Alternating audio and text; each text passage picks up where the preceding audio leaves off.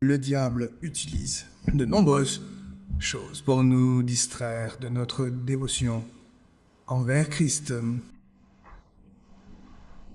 Vous savez, Paul parle d'une dévotion sans distraction envers Christ. Et il dit même dans votre mariage que cela ne vous détourne pas de votre dévotion envers Christ. C'est l'une des choses dont il parle. Dans 1 Corinthiens 7. Quand je me suis converti, il n'y avait personne que je pouvais consulter personnellement. Les anciens de l'église que j'allais voir n'étaient pas comme les anciens d'ici que vous pouvez contacter, appeler, demander conseil. Je n'ai eu personne comme ça pendant un certain nombre d'années. J'avais l'habitude d'aller à l'église et d'écouter les réunions. Mais le Seigneur a fait quelque chose pour moi. Et l'autre chose, c'est que j'ai été sur un bateau pendant environ 1 an, et la plupart du temps, nous n'avons jamais atteint un port où il y avait des croyants. Donc j'étais souvent seul, sans église, ou aller et sans personne pour me guider. Que faites-vous dans une telle situation? Et pourtant, le Seigneur m'a préservé en ces jours-là. Et je vais vous dire comment il s'y est pris.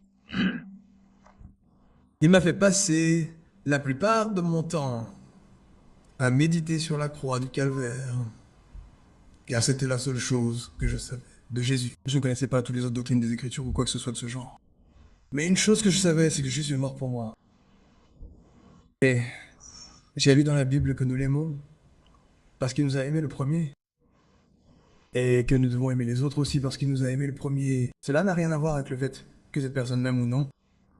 Voyez-vous dans le monde, même si vous regardez votre propre vie, vous constaterez peut-être que vous êtes prêt à aimer ceux qui vous aiment. Mais l'amour du Christ pour nous n'avait absolument rien à voir avec notre amour pour lui. Alors que je méditais sur l'amour du Seigneur pour moi, au fil des années, beaucoup de choses me sont devenues de plus en plus claires. Et j'ai vu que son amour était si grand que si je passais toute ma vie à le servir, je ne serais jamais capable de lui rendre ce qu'il avait fait pour moi. J'ai donc découvert que j'étais protégé à l'époque où je ne pouvais pas aller à l'église, où j'étais une jeune chrétienne et où je ne savais pas grand-chose. J'étais protégé en méditant sur l'amour que Jésus avait pour moi sur la croix. Et maintenant, après 66 ans de foi, je médite toujours là-dessus. Et cela m'a apporté tellement de révélations. Vous savez, il y a des choses que nous ne pouvons pas décrire, que Dieu révèle dans notre esprit. Je veux vous encourager tous à prendre l'habitude de méditer sur l'amour de Jésus pour vous au calvaire. Cela changera votre vie, car il est dit que nous l'aimons parce qu'il nous a aimés le premier.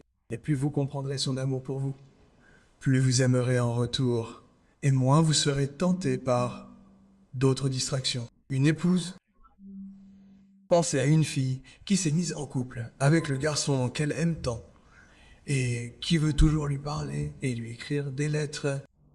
Elle ne sera pas distraite par d'autres choses. Mais si elle n'a personne à aimer comme ça, alors elle sera distraite. Et je crois vraiment que de nombreux chrétiens sont distraits parce qu'ils n'ont pas vu la grandeur de l'amour du Christ pour eux. Quand on y pense, j'avais l'habitude de méditer sur ce que Jésus a exactement souffert. J'avais l'habitude de dire que c'était la mort sur la croix. Certains d'entre vous m'ont déjà entendu dire cela auparavant, mais pour ceux d'entre vous qui ne l'ont pas fait, personne ne peut mourir pour ses péchés, car ce n'est pas la punition pour le péché. Beaucoup de gens pensent que le Christ crucifié sur la croix a payé la punition pour mon péché, mais ce n'est pas la punition pour mon péché. Si je pêche, la punition pour moi est l'enfer éternel. C'est très clair. Tout le monde le sait. Donc vous savez, si, par exemple, je dois 1 million de dollars à quelqu'un et que quelqu'un va payer 10 dollars, il n'a pas du tout payé ma dette. Donc, si le Christ est seulement mort physiquement sur la croix, c'est comme payer 10 dollars pour une dette d'1 million de dollars. Mais quand je vois, et c'est là-dessus que je veux que vous méditiez, que ce que Jésus a souffert sur la croix était l'enfer éternel, pas seulement pendant 3 heures. Vous savez, si un homme souffre l'enfer pendant 3 heures, ce n'est pas la punition pour le péché. Parce que la punition pour mon péché n'est pas 3 heures en enfer. Donc si Jésus a enduré 3 heures en enfer sur la croix, il n'a pas payé la punition pour mon péché. Et j'ai besoin de voir clairement si Jésus a payé la punition que je dois payer pour mon péché. A-t-il complètement effacé la dette? Ma dette était l'éternité en enfer. Et si Jésus n'a pas souffert l'éternité en enfer, mon péché n'est pas pardonné. Pas parce qu'il n'a pas payé 1% de ma dette. Mais c'est là que j'ai compris que Jésus-Christ, parce qu'il est un être infini, pouvait faire l'expérience de l'éternité, même en 1 minute ou en 3 heures. Et donc ce qu'il a vécu là-bas, c'était quoi? Pas une seule personne souffrant en enfer pour l'éternité, mais des millions de personnes souffrant en enfer pour l'éternité. Si vous le pouvez, il nous est impossible de comprendre que tout ça était concentré sur ce qu'il a souffert sur la croix. Et plus je méditais là-dessus, plus c'est ce qui me faisait l'aimer. C'est ce qui m'a fait décider de quitter mon travail et de le servir, que j'irai dans le monde entier pour parler aux gens de son amour. Cela a complètement changé ma vie. C'est ce que je vais vous dire d'autre. C'est ce qui m'a complètement libéré de l'amour, de l'argent. Et c'est ce qui m'a aidé à pardonner à beaucoup de gens au fil des années qui ont essayé de me faire du mal, de me traîner en justice et de me mettre en prison à cause de l'évangile. Il y a tellement de choses auxquelles je pourrais répondre. Aujourd'hui, je peux me tenir devant Dieu et dire que je leur ai complètement pardonné à tous. Et je vais vous dire ceci. C'est comme ça que le diable a distrait de nombreux chrétiens.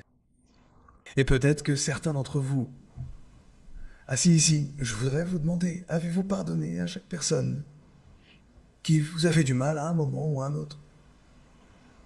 Ah, toute votre vie, même les jeunes enfants ici, il y a des gens qui vous ont blessé et vous ont fait du mal, peut-être à l'école ou ailleurs, et vous voyez cette personne et vous avez une certaine amertume envers elle, vous ne lui avez pas pardonné. Alors si vous y réfléchissez un par un, vous découvrirez peut-être qu'il y a des gens que vous ne voulez pas voir. Vous ne voulez pas les voir parce que vous ne le voulez pas, car vous leur avez pardonné.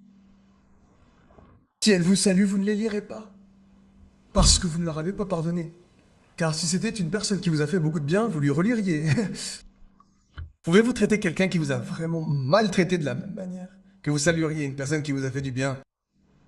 C'est un test de notre christianisme. C'est comme ça que je le vois. Cela signifie que j'ai 0 dans mon cœur contre lui. Mais pas seulement 0, j'ai quelque chose de positif. J'ai de l'amour pour lui. Si je lui ai pardonné, c'est juste 0. Mais si j'ai de l'amour pour lui, alors c'est quelque chose de plus. Donc, un aspect de la mort du Christ.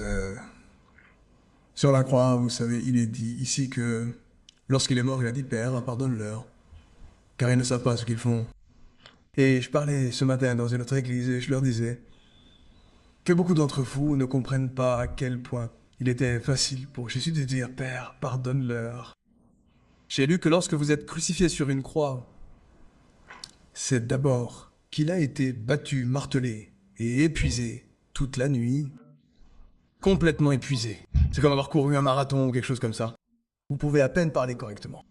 Et puis en plus de cela, vous êtes suspendu à 2 clous. Et à un autre clou au pied. Et j'ai entendu dire qu'on ne peut pas respirer correctement lorsqu'on est suspendu à une croix. Chaque fois que vous respirez, vous devez vous soulever sur ces clous aux jambes et expirer à nouveau. Et puis, vous vous soulevez sur les clous aux pieds, expirez à nouveau. Pendant 3 heures, 6 heures, comme ça.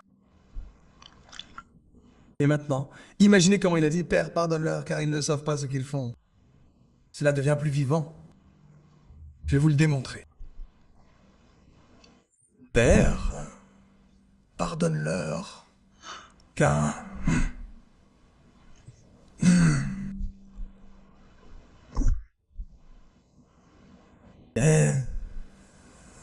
ils ne savent pas ce qu'ils font. Avez-vous vu cela comme ça? Cela change toute mon attitude envers la façon dont Jésus me pardonne. Et comme il est facile pour nous de dire aux gens, d'accord, je vous ai pardonné. Il a pardonné aux gens alors qu'il était suspendu à une croix. Alors qu'il s'est battu toute la nuit et épuisé. Il a fait beaucoup pour nous, frères. Jésus dit, pardonnez aux autres, comme je vous ai pardonné. Pouvez-vous penser à quelqu'un en ce moment? L'un d'entre vous assis ici, peut-il penser à quelqu'un, à une personne qui vous a fait tellement de mal qu'il vous est très difficile de lui pardonner? Pensez à cette personne maintenant. Et dites, Seigneur Jésus, parce que vous avez tant souffert pour me pardonner. Je pardonnerai à monsieur ou madame, ou M. Sunda, ou quel que soit son nom. Non, avant de vous lever de votre chaise. Et de penser à une autre personne qui vous n'avez pas pardonné, qui vous a fait beaucoup de mal. J'ai eu des gens qui m'ont traîné en justice pour m'emprisonner au nom de l'évangile. Je leur ai pardonné à 100%. Complètement. Non seulement je leur ai pardonné, mais je leur souhaite du bien. Je prie pour que Dieu les bénisse. Et je m'imagine les voir au paradis et courir pour les serrer dans mes bras. Qui sont les gens qui ont essayé de m'emprisonner ici, de m'emprisonner et de me faire du mal? Pouvez-vous imaginer voir certaines de ces personnes au paradis? Peut-être se sont-elles repenties quelque part et ont accepté Christ. Mais elles ne sont jamais venues vous demander pardon et vous les voyez au paradis. Allez-vous les accueillir et les embrasser? Alors, vous saurez que vous leur avez pardonné. Chers frères et sœurs, vous n'êtes pas seulement distraits par les films et d'autres choses. Ces choses, cette attitude de manque de pardon nous détourne complètement de la communion avec Dieu. Vous savez ce que Jésus avait l'habitude de dire? Que celui qui a des oreilles pour entendre, entende.